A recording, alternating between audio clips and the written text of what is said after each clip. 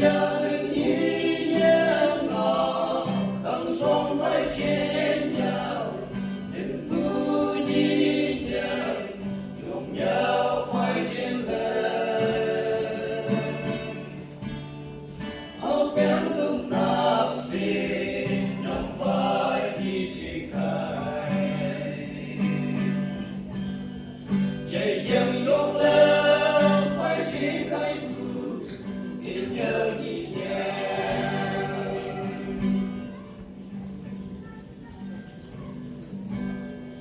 đi xin đang lâu sâu xí mây trắng u xí vào mà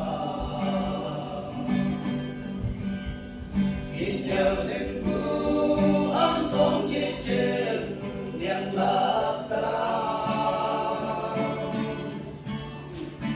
nhớ đến lên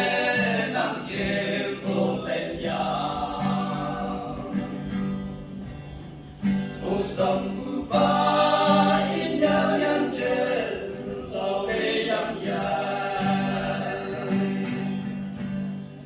in nhớ đến nghĩ nhớ ngỏ tầng sông phải trên nhau đừng cứ nhí nhớ cùng nhau phải trên đời áo phén tung tạc xì nhằm phải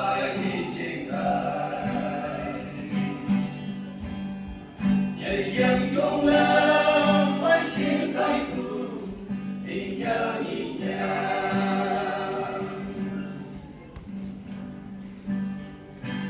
ta xin mai trong thứ lên nào tình nhớ nhịp nhàng